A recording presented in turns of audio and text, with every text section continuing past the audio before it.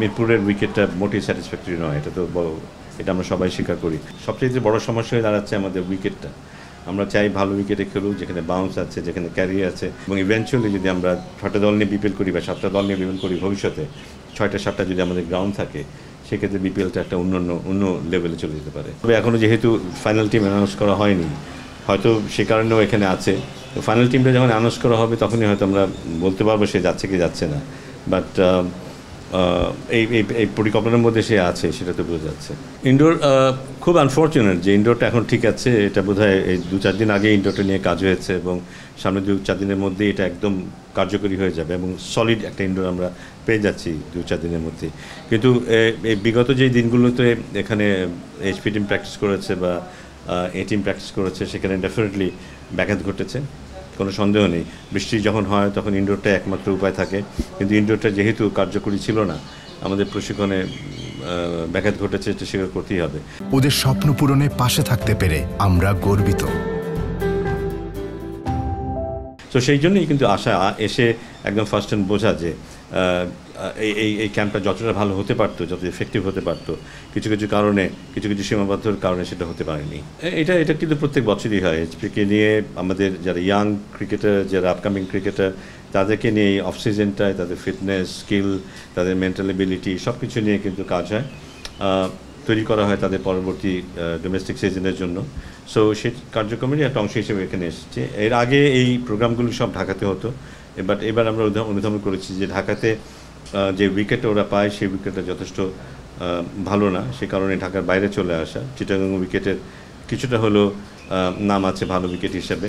So আমরা চেষ্টা করছি সবচেয়ে ভালো ফ্যাসিলিটি দেওয়ার জন্য, বাট এটা আমি পাশাপাশি এটাও স্বীকার করে নিচ্ছি যে আমরা আসলে যেই মানের ফ্যাসিলিটি ওদেরকে দেওয়া দরকার সেটা এখনও প্রস্তুত করতে পারিনি। একটু সময় হয়তো লাগবে, আমাদেরকে হয়তো আরও 2-1টা নতুন মাঠ খুঁজতে হবে, নতুন মাঠ পেতে হবে। যেমন ফতুল্লা যদি আমরা খেলা শুরু করে দিতে পারতাম, বগুড়া কিংবা খুলনা, এসব জায়গায় যদি আমরা এই ভেন্যুগুলোকে যদি এফেক্টিভ করে ফেলতে পারতাম, যেগুলো অলরেডি কাজ করা শুরু হয়েছে বা প্ল্যানিং চলছে, প্ল্যানিং পর্যায়ে আছে, তাহলে যেটা হতো যে ফ্রেশ উইকেটগুলি আমরা পেতাম।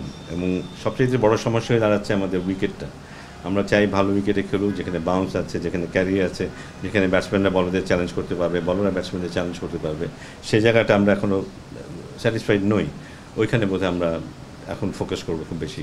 ওটা এখনই বোধহয় সম্ভব হবে না। মানে এখন যে আমরা যে বিপিএল, যদি আমরা সামনের বিপিএলের কথা বলি, এখানে যে সময় লাগবে ওগুলি ঠিকঠাক করতে বা ওগুলি আমরা কতদিনে করতে পারবো, আমার মনে হয় না যে একেবারে অচিরে সেটা সম্ভব হবে। তবে আমাদের চিন্তাভাবনা আছে ভবিষ্যতে যে হোম অ্যান্ড অ্যাওয়ে যে কনসেপ্টটা, সেটাতে গিয়ে দাঁড়ানো।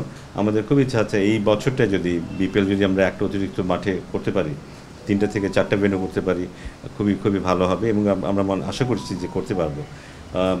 এইভাবে হয়তো যদি সামনের বছর যদি আরও একটা ভেন্যু অ্যাড হয় এবং ইভেন্চুয়ালি যদি আমরা 6টা দল নিয়ে বিপিএল করি বা 7টা দল নিয়ে বিপিএল করি ভবিষ্যতে, 6টা 7টা যদি আমাদের গ্রাউন্ড থাকে, সেক্ষেত্রে বিপিএলটা একটা অন্য লেভেলে চলে যেতে পারে।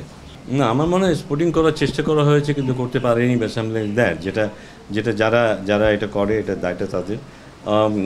কারণ আমাদের দিক থেকে আমার মনে হয় না বোর্ডের দিক থেকে কখনো বলা হয়েছে যে এটা স্লো উইকেট করতে হবে। আমরা দেখেছি যে যখন আমরা চাই এটা একটু ভালো উইকেট হোক, বাউন্সের উইকেট হোক, হোক, সে সময় অনেক সময় হয়তো সেটা হয়নি।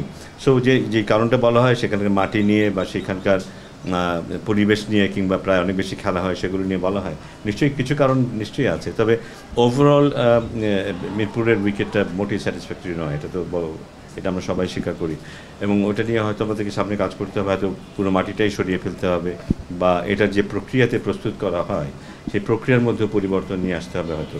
সো আমি আশা করছি যে আমাদের সামনে হয়তো কিছু পরিবর্তন আসবে এইসব জায়গাতেও।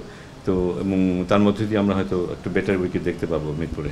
না, সেটা তো কনসার্ন জায়গা অবশ্যই। যদি উইকেটে ঘাস থাকতো তাহলে যেটা হতো, ঘাসের কারণে হয়তো বলটার রংটা খুব বেশি ক্ষতিগ্রস্ত হতো না। যেহেতু ন্যাচারাল গ্রাস এখানে থাকে না, মাটিতে যখন বলের সাথে ফ্রিকশন হয় তখন বলটাও সেই মাটির রংটাই ধারণ করে এবং ইভেনচুয়ালি একটা সময় আসে যখন হয়তো বলটা যত না সাদা চাইতে বেশি একটু কালচে ভাব চলে আসে এবং এই কারণেই হয়তো ভিজিবিলিটিটা নষ্ট হয়। সেটা একটা ফ্যাক্টর অবশ্যই। সঠিক আলোচনা করেছে বা সঠিক মন্তব্য করেছেন আমাদের বোর্ড প্রেসিডেন্ট এবং অবজারভেশনটা অ্যাবসলিউটলি কারেক্ট। সো এগুলি নিয়ে ডেফিনেটলি এখন আমরা কীভাবে এটার থেকে বেরিয়ে আসা যায় সে চেষ্টা এখন For more updates, subscribe to our YouTube channel and click on the bell icon. Follow us on Facebook and Instagram. Download T-Sports app to enjoy exciting games and highlights. Visit tsports.com.